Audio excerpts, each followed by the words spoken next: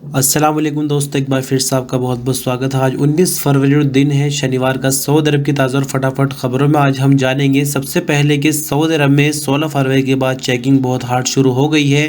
खासकर आज़ाद काम करने वालों को भी मुसीबतों का सामना करना पड़ रहा है। इस खबर पर पूरी बात करेंगे, साथ ही जानेंगे कि Saudi ministry of human resources ने अजनबी वर्करों को एक और बड़ा तोहफा दे दिया है। इस बड़े तोहफे के बाद साल में मिलने वाली छुट्टियों की संख्या बढ़ गई। इस खबर पर भी पूरी तरह से बात करेंगे। साथ ही बात करेंगे एग्जिट एंट्री वीज़ा पर, यानी छुट्टी पर जो लोग जाते हैं, अगर वो उसी कंपनी में लौटना चाहे तो क्या नियम है, और अगर वो दूसरी कंपनी में आना चाहे तो उसके लिए क्या नियम है। जवाज़ात पर इसका क्या कहना है, उसके बारे में भी आपको बताएंगे। साथ ही आपको बताएंगे कि सऊदी अरब के फॉरेन मिनिस्टर और इंडिया के फॉरेन मिनिस्टर की जर्मनी में मुलाकात हुई है।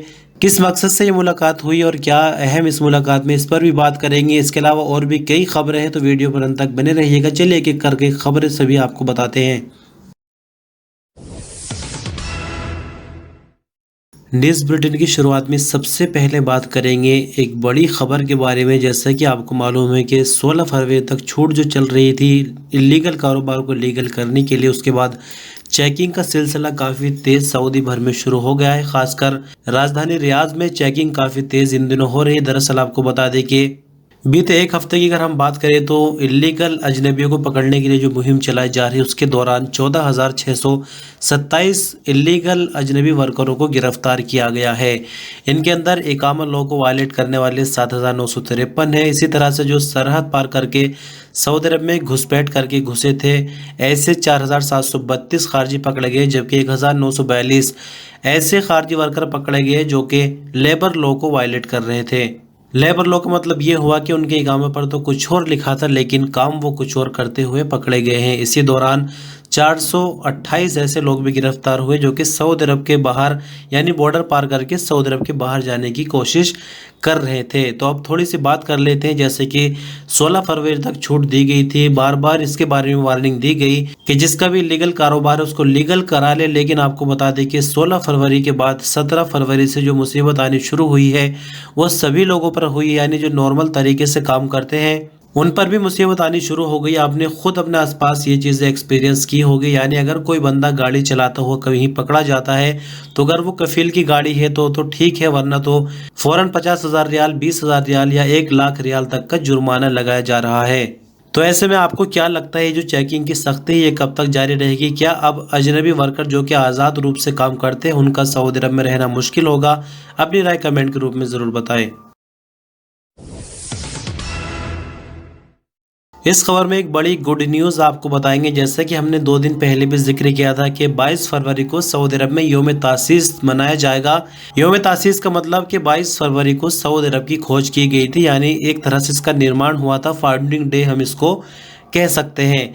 तो इसमें जिक्र ये हो रहा था कि इस दिन छुट्टी होगी या नहीं, क्योंकि क्लियर खबर उस वक्त तक नहीं आई थी। लेकिन अभी आपको बता दें कि जिस तरह से 23 सितंबर को सरकारी छुट्टी होती है, उसी तरह से 22 सितंबर को भी सरकारी छुट्टी अब लिखित रूप में हो गई है।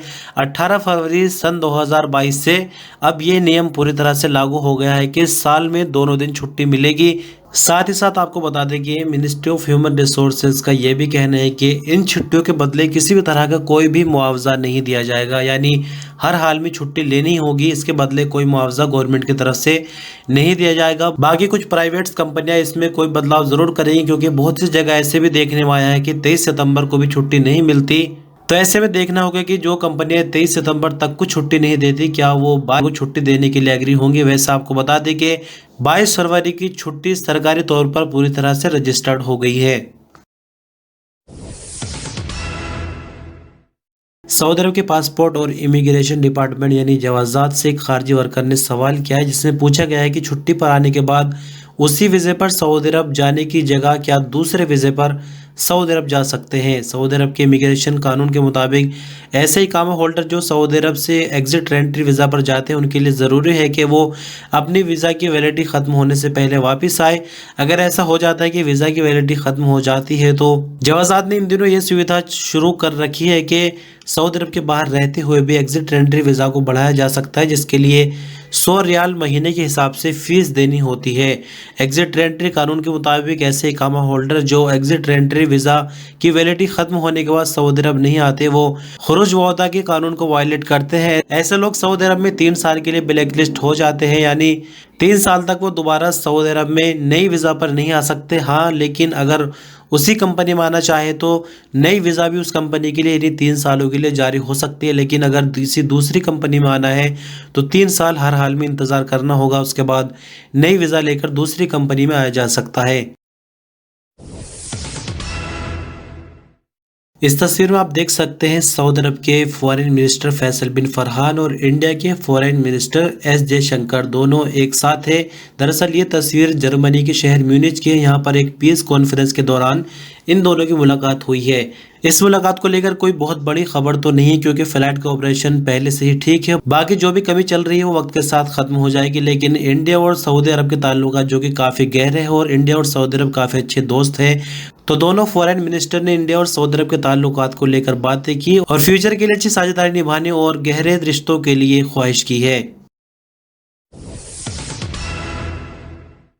इंटरनेशनल गोल्ड मार्केट का असर सऊदी अरब की गोल्ड मार्केट पर भी देखने को मिला है, जिसके चलते सऊदी अरब की गोल्ड मार्केट में भी सोने की कीमतें सस्ती हो गई है। आजिल वेब न्यूज़ के मुताबिक सऊदी अरब में 24 कैरेट 1 ग्राम सोने की कीमत 228 रियाल और 75 हलाला रिकॉर्ड की गई, जबकि 22 कैरेट 1 ग्राम सोने की कीमत 209 रियाल और 87 हलाला रही।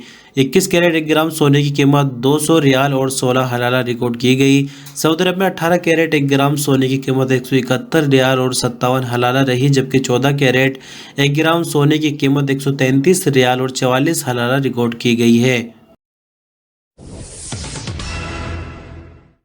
सऊदी अरब में आज यानी 19 फरवरी की कोविड-19 की रिपोर्ट के मुताबिक नए मामले सिर्फ 997 रिकॉर्ड पर आए, जो कि बीते दिनों से अगर हम कंपेयर करें तो वो काफ़ी कम है, क्योंकि हालात अब सऊदी अरब में पूरी तरह से कंट्रोल में आने शुरू हो गए हैं और जो तीसरी लहर है कोरोना की वो पूरी तरह से दम तोड़ चुकी है। इसके सामने नई रिकवरी की बात करें तो ये 1928 है और मरने वाले की नई तादाद भी आज 1 रिकॉर्ड की गई है। साथ ही अगर हम क्रिटिकल केसेस की बात करें तो ये भी घटकर 876 पर आ गए हैं। तो 997 नए मामले रिकॉर्ड आने के बाद कुल के 7,38,331 हो जाते हैं। 1928 नई रिकवरी के बाद 7,09,420 कुल रिकवरी। एक नई मौत के बाद 8,982 अभी तक कुल मरने वालों की तादाद हो गई है। तो अंत में बात करेंगे मौसम को लेकर। सऊदी अरब में इन दिनों मौसम बड़ा अजीबोगरीब हो रहा है। शहरों के हिसाब से अलग अलग टाइप के मौसम की खबरें हैं। हम यहाँ पर आपको एक एक करके 3 वीडियो दिखाने जा रहे हैं। सबसे पहले आप देखें कि मक्का मुकर्रमा से किस तरह से माशाल्लाह आज बारिश की खबर है और बारिश हो रही है। दूसरी वीडियो में आप देखेंगे कि तबूक में जबल अल्लूज जो कि काफ़ी मशहूर पहाड़ है, टूरिस्ट बहुत बड़ी तादाद में यहाँ पर जाते हैं, वहाँ किस तरह से इन दिनों बर्फ़ पड़ रही है। जबकि तीसरी वीडियो में आप देखें कि असीर रीजन में किस तरह से बारिश हो रही है। बाकी आपके आसपास मौसम किस तरह का है हो सकेगा तो कमेंट में बताइएगा। बहुत शुक्रिया वीडियो पर अंत तक बने रहने के लिए। अपना ख्याल रखिएगा। अल्लाह हाफिज़।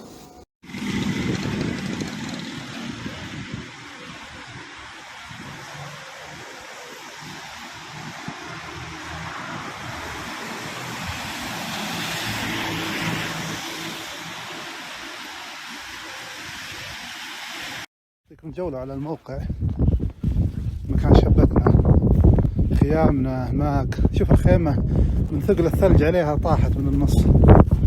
شوفوا هذه شبة النار. هنا شباب يعدون قهوة الصباح، ضرورية صراحة. يا سلام يا سلام يا سلام، في متعة لا توصف. كما تشاهدون الآن محاولة النماص شمال منطقة عسير تمام الساعة 3:40 عصرا. اليوم 18/7/1443. أمطار غزيرة. يا الله لك الحمد، يا الله لك الحمد على ما أعطيت. اللهم زد وبارك.